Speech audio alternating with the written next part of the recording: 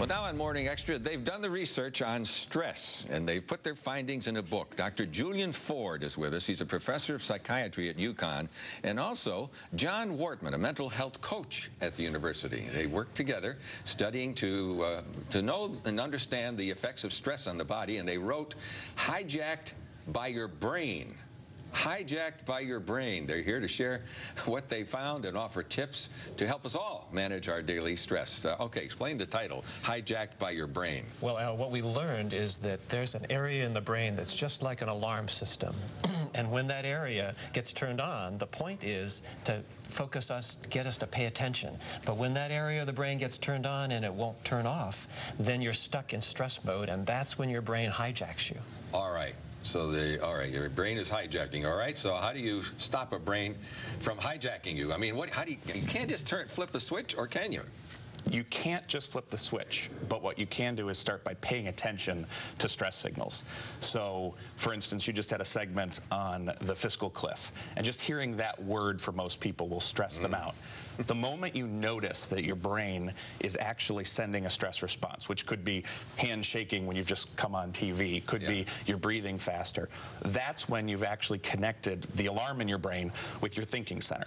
It's your thinking center that allows you to turn down stress by simply focusing on what's most important to you.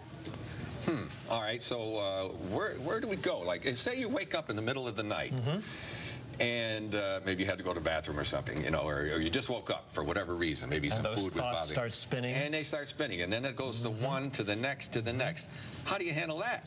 Well, we found that if you can just do 3 simple things, SOS. So the first S is slow down, sweep your mind clear. Now, when the thoughts are racing, that. So are you sitting there meditating? My mind is clear. My mind is clear. My mind is clear. Right. You have to practice this during the day, and then it becomes something that you can just switch right into. You can take a broom, sweep every thought out of your mind for a moment. Now, they'll all come pouring back in, except the O is orient yourself. So you orient yourself to one thought that you choose. Not all those racing thoughts. One thought that you choose that is the most important thing to you right at this moment. But, you know, sometimes people won't let you focus on one thought. You got people coming at you from all directions in busy lives, mothers, fathers, at work, at home. You know, I need this, I need that, you know. What do you do with that? So one of the places that we've tested this material is with folks who are grieving, folks who have lost people who they care about deeply. And what we've found is when they start to think about what they want their life to be right now, they're able to turn down the alarm and suddenly realize that they have choices in their life. And the third step in SOS is to self-check. When you've got people coming at you, your alarm level will be at a 10. It'll be really high. You'll be feeling a high level of stress. When you're at a level 1, 2, or 3, that's when you're calm. That's when you're comfortable.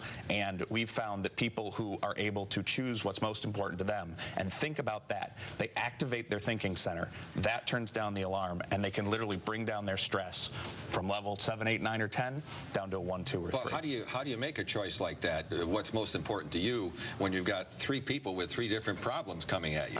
Well, you spend some time in advance when you have those quiet moments that we all do have, even in the midst of our busy lives. Yes. Those quiet moments where you can just step back and say, what is it that is most important to me? Now, what do we do with most of those quiet moments?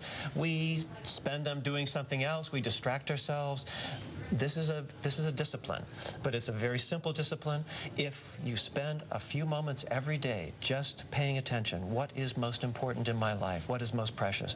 Now, we know that when tragedy strikes, and we're very aware of that in Connecticut because of the Newtown situation, the kids going back to school today, those kids, those parents, those teachers, they're all focusing on one thing, which is getting back to the lives that they were leading while also honoring the memory of those who are not with them. And as they do that, they are able to focus in spite of having all kinds of distractions. Well, Dr. It's quite Ford amazing. And Mr. Wortmann, Coach Wortmann, thanks so much for being here. This is fascinating. Hijacked by Your Brain. I'm assuming it's out there in bookstores everywhere, and online too. Yes, sir. Thank you. Thank you, Al. And remember, focus on the things most important to you.